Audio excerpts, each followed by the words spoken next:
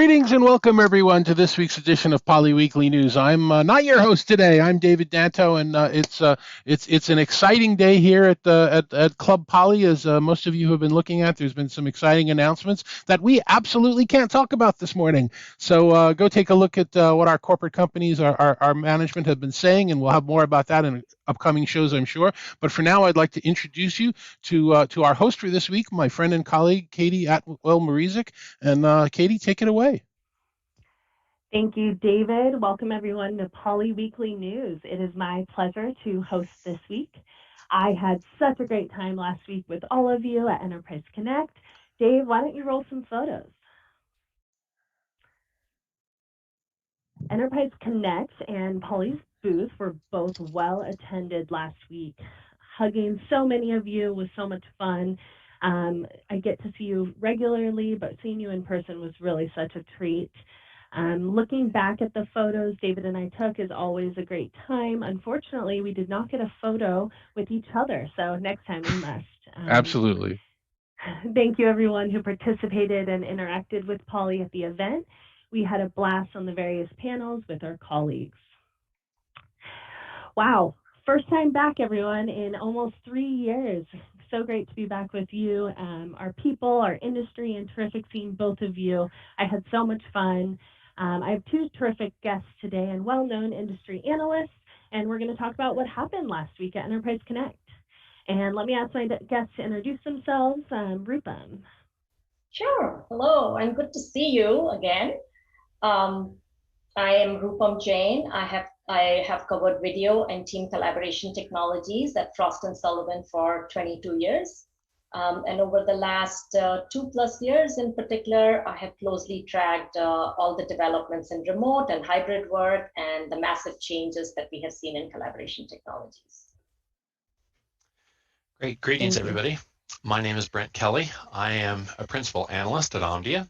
I've been there for about 4 months, although I've been in the industry for many, many years and have typically spoken on a very popular session at Enterprise Connect every year, and have prepared and written hundreds and hundreds of articles and done tons of research on all of these things about unified communications, remote work, and all the things that we're going to talk about today. I'm really glad to be here, Katie. Thanks for the invitation.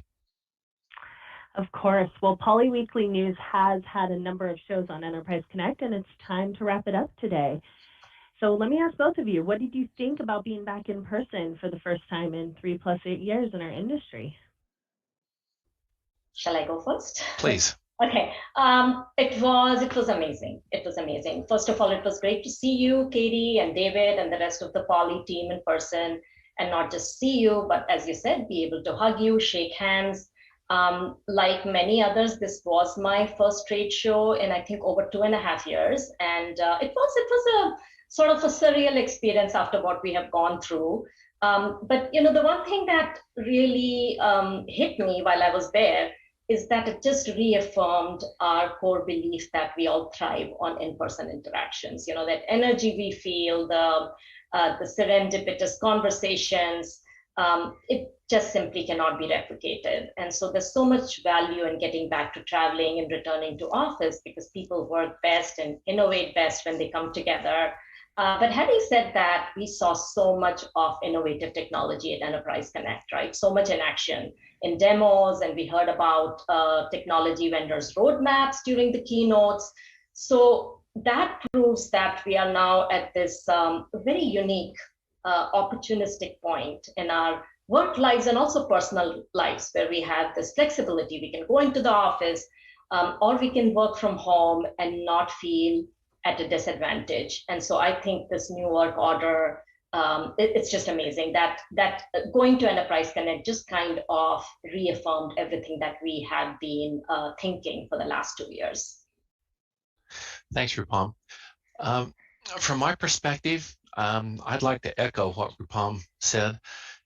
Just it was a joy to be able to see people, to associate, to have these kinds of face-to-face, and we get face-to-face all the time with video, but it's just a different face-to-face. One of the things that's kind of been resonating for me it really has not a lot to do with about the show content, but about the show people.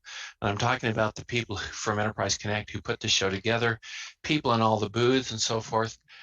It was just the power of ordinary people doing wonderful things when we work together. And that's what I saw in part from this show, was we had a lot of ordinary people who came together to make a really extraordinary event. And so for me, it was just a time to reconnect, to reinforce the depth of those relationships that we've developed in the industry over a number of years. So that's one of the big takeaways. And I think maybe during our few minutes today, we'll have an opportunity to talk about some of the other takeaways, Kate, but I won't monopolize the time and give you a chance to ask us some questions. Yeah, thank you. Agree with both your sentiment about the event. It was so nice to really be in person with everybody. And yeah, perfect segue, Brent. So some of the themes that came out of this year, I know hybrid working is here to stay. Any other thoughts to kick us off today? Thank you.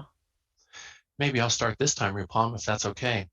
And so, as you mentioned, Katie, hybrid work is a huge theme. And one of the things that we're going to see, so the last couple of years we saw the Great Resignation.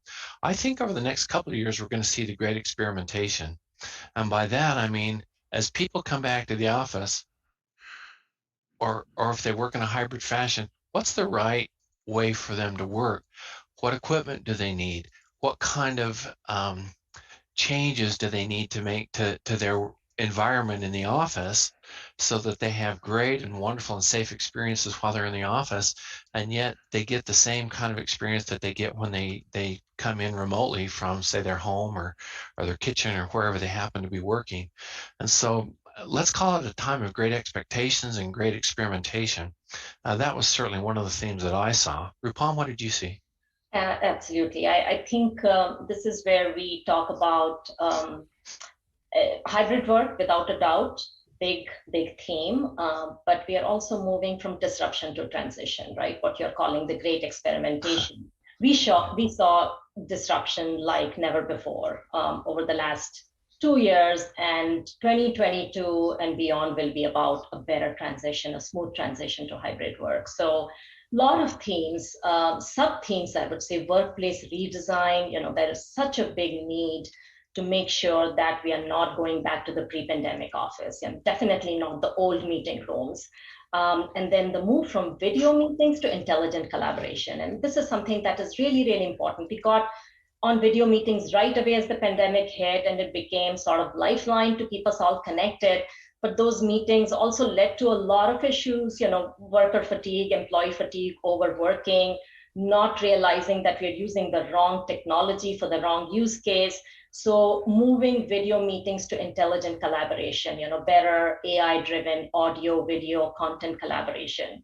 And then my last observation or takeaway, and it's pretty big actually, is that CCaaS and UCaaS are finally coming together. We've been talking about it. I actually last Friday did a quick poll among my team members, and Elka Popova from my team said, and she absolutely agreed with me, that the focus is now shifting from UCaaS and meetings to CCaaS and AI and API enablement and programmability, better workflow automation. And along those lines, we expect to see more video-enabled use cases in the contact center, something we've been talking about for years. I've been talking about it for over 2 decades, and we are now seeing that come into play. Video technology will find a place in the contact center. It's already being put in practice. Certain use cases like video-enabled customer experience for healthcare, retail. So much going on. It's hard to capture what we saw last week in a few sentences, but it's really exciting. Katie, can I build on Rupam's comment for just a moment? Absolutely. And that is this whole idea about CPaaS. And Rupam, I think you've identified that really well, in that CPaaS is really becoming real, so to speak. So it's the concept's been around for a while, and some thoughts that I've had around that. We saw some fantastic use cases and things that people were doing.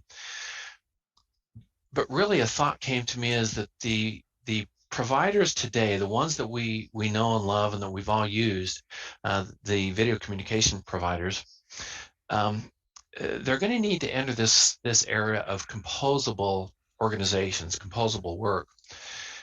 And yet, in order for them to do that, they're going to have to decompose their applications and so forth, so that they make them so that they can be API driven, so that they can be embedded, so that they can have other things embedded within in them. And so it's this idea that the industry has to become decomposable so that it can become composable, or so that it can allow enterprises themselves to create this idea of their composable workflows.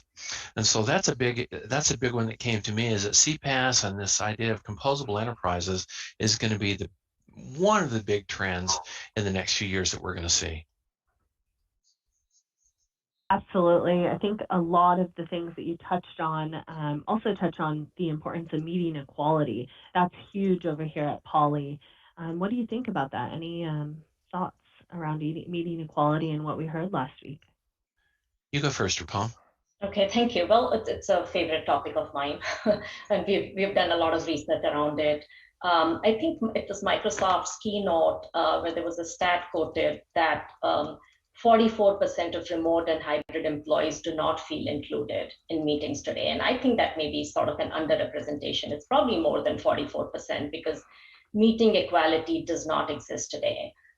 It's top of mind, a lot of work being done on that front, and we've seen that from all the major cloud vendors, from device vendors. And the notion is firmly established that remote participants in a hybrid meeting can no longer be left behind. Equally important is that those who are going into the meeting rooms are expecting more digital and interactive events. So the playing field has to be leveled on both fronts. From a technology point of view, the way I look at it is it hinges on three main areas: intelligent audio, inclusive and equitable video, and then smart content collaboration.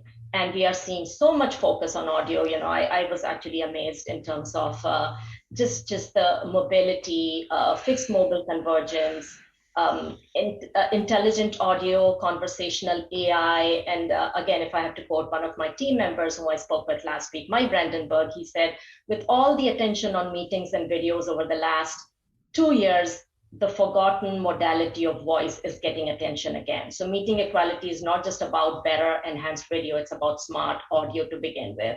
And then equitable video, you know, smart gallery from Zoom, Microsoft announcing intelligent camera, WebEx's people focus. I mean, the whole concept of recognizing faces, sending multiple streams and presenting them in a gallery mode so that no one feels that they are missing out on what is happening in the meeting room, and you're not getting that bowling alley view. That's such a huge development. And then content collaboration. You know, we forget that there's a big installed base of analog whiteboards, whether it's in education or meeting rooms. So additional cameras that are going into the meeting room so that remote participants can have that full view of content and they can contribute to the content collaboration. So very exciting area. I think we are literally at the tip of the iceberg. So much more needs to be done, especially when it comes to multiple cameras going into meeting rooms, automated switching, intelligent switching, providing a seamless view to both sides. Sorry, that was a long answer. I'll let you build up on that, Brent, if you want. Oh, that was actually really great. You know, one of the things that I've kind of noticed is that there has been a flip in terms of before, people who were remote seemed to be the kind of the second-class citizens in quotations, and those in the conference room were the first class, and they did all the collaboration, and then they might remember a remote colleague. But what's happened now is, because everybody has had these great experiences when they've been remote, and most people's video has been the same size, and they generally have pretty good audio because they've got good PC speakers and they've got a good mic on their camera. Well, what's happened is that the people in the room who were the size of a little small postage stamp have now become the second-class citizens to some extent, and those who are the larger images in these meetings have now become the first class. And so this goes back to Rupam's point about this idea that equalizing the size of the images, equalizing the audio so that even the person who may appear to be far back in the conference room has good audio, and so that everybody has that good audio. One of the interesting things that we did in our session, we did a session on Cisco versus Microsoft versus Zoom versus RingCentral. We actually did some sound recording, and the point behind it, what I'm telling you is Rupam's message about a renewed focus on audio and artificial intelligence is applied to noise suppression, noise removal. But we actually did a comparison of the 4 vendors because they all have this AI-based sound removal. And so if you go back to the slides and you can see this presentation, you can actually see some of the waveforms that we actually recorded, and we introduced some noise, dog barking, typing, office noise, and then a siren, kind of typical things you might hear as background noise, and then we overlaid a voice on that. And it was just really interesting to watch how good those solutions were at removing those different kinds of noise that one would typically have in a meeting. So those were great developments. The whole hybrid work, the whole AI, the background blurs, and all those kinds of things were pretty fun to look at and see. Great, Brent. Yes, I know you host a very well-attended session, so very great to hear about it. Thanks for sharing. We also at Poly introduced a report last week that touched on a lot of the pieces that Rupa, Brent, you just mentioned around hybrid work. So Poly did some proprietary research, and did you have a chance to look at that, Rupa and Brent? Any comments? I did. Excellent report. Very interesting. And it reconfirms this whole discussion about the new ways of work and workplace. And what I liked about the report is it's more than a technology discussion. It's looking at everything from recruitment and retention to hybrid strategy and wellness, employee wellness, such a huge issue. I think one of the stats is, I'm looking at it right now, 72% of the organizations saw an increase in productivity as a result of remote. And very much aligned with our own Frost and Sullivan survey stats. We did an extensive global IT decision maker survey in early 2022. 73% expect at least 1 quarter or more of their employees to work from home on a long-term basis. So these are big numbers, but meeting fatigue is an issue. Employee experience is an issue. So I liked how the report touched upon that. There was another stat that I really liked was 77% of organizations plan to redesign the office. And again, that's very much aligned with what we are seeing. We have a number from our survey which says 48% will invest in building more meeting spaces. And that touches upon what I spoke to earlier as a key takeaway from Enterprise Connect is workplace redesign.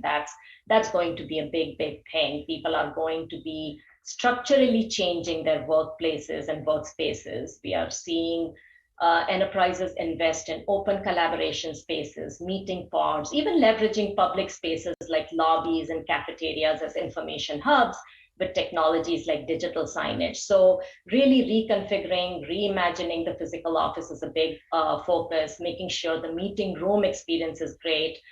We saw from Zoom workspace reservation, right? That's again a great example of how when you do get into the office, you're assured that you'll be able to book the right space, including the right meeting space using interactive maps.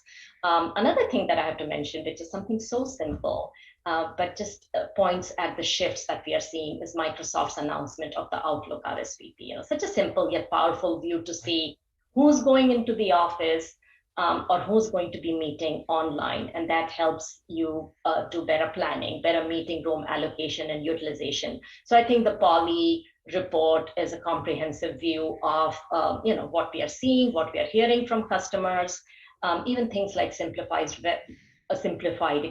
web-based management software, and that allows IT to do its job better. IT can track and maintain how these solutions are being deployed remotely and be able to get that single pane of glass. So a lot of good information in that report. Well, to reinforce that, I was speaking with a company there that has over 100,000 people, and they said that we have completely redesigned all of our offices, and we've done exactly what you just said, Rupam. We've made them so that people can go in, they can reserve spaces, let's call it, for themselves. They have all of these options to be safe, but to be effective. See, it doesn't matter to go into the office if you're not more effective than you are at home. And the real question is, why do I want to go into the office when I can still get a lot done from home? And so the office experience has to be more productive than the home experience, or people would probably, many people would probably prefer to work remotely. Anyway, that was just an anecdotal reinforcement of what you said, Rupam, and that many people are going to be doing lots and lots of changes, and that's where I go back to my earlier comment on the great experimentation. We'll just end up seeing what works over the next few years.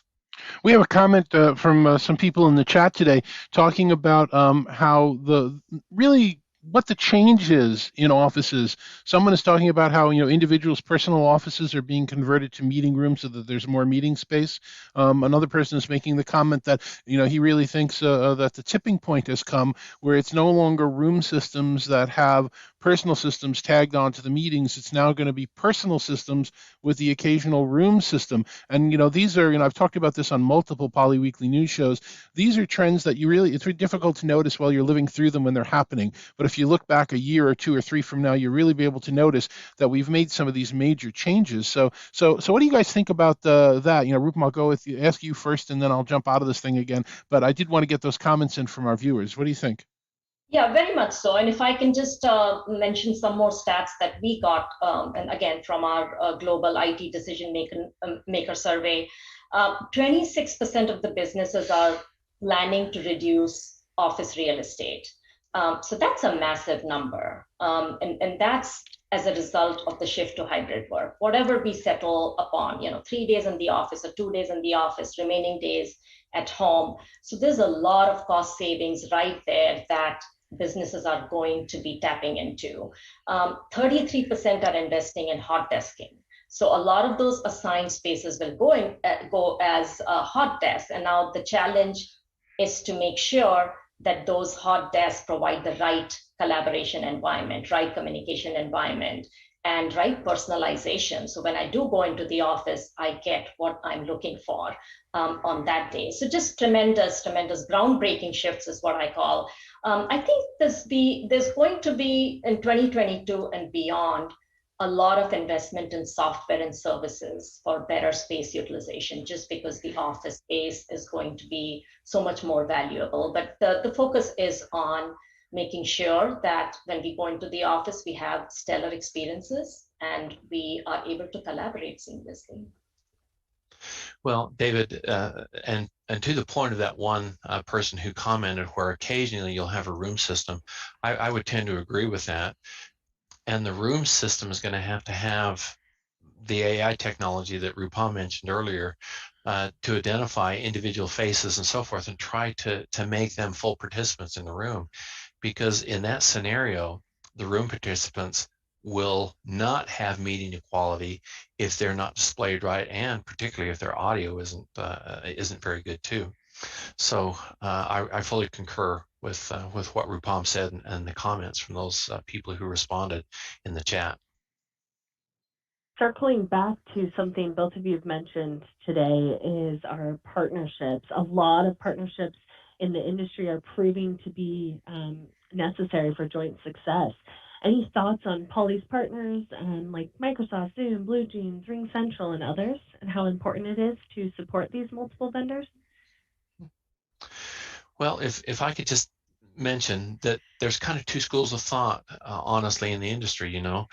There's the one school of thought that it's the way that Microsoft kind of grew up, where it makes the core, and then you have partners that build the devices and the processors and so forth. That's analogous to how we have it in the video industry, where you have, say, Zoom and Microsoft and RingCentral and others who build the meeting collaboration software, and then Poly builds the devices that work in with that. And it's a similar kind of concept versus maybe the Apple concept, where they build everything and they have a fully integrated stack.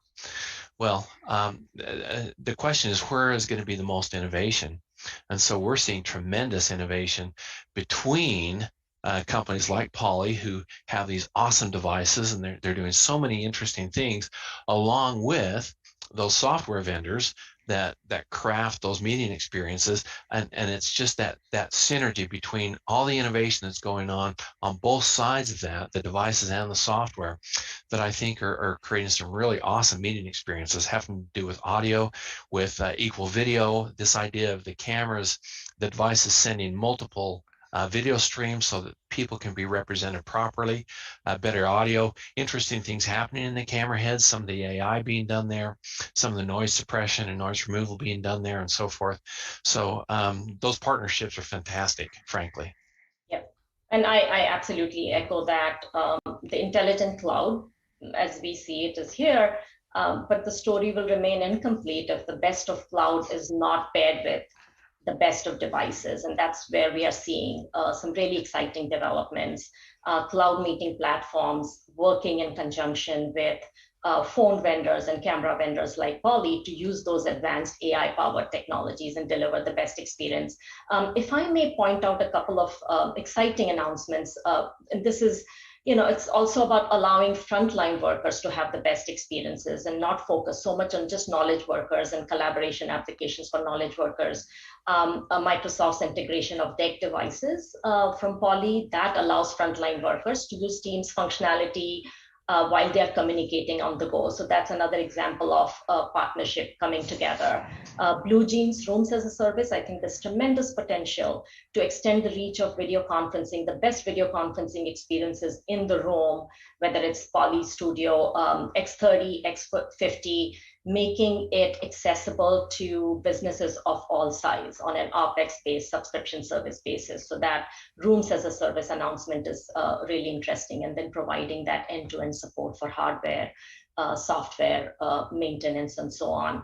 And then, since you mentioned, I think we discussed all the other partners. RingCentral, they are doing some awesome stuff on the video front. They've launched webinars, and that shows that meetings and events are part of a single decision-making process. It's an extension of the meeting experience when we go to events, whether it's virtual or hybrid. That's very much become a mainstream technology. Thank you so much for your time today, Rupam and Brent. Throughout the show today, we got a glimpse into your crystal ball and what we will expect in the UC space moving forward. If anyone needs to get in touch with you, how can we do that?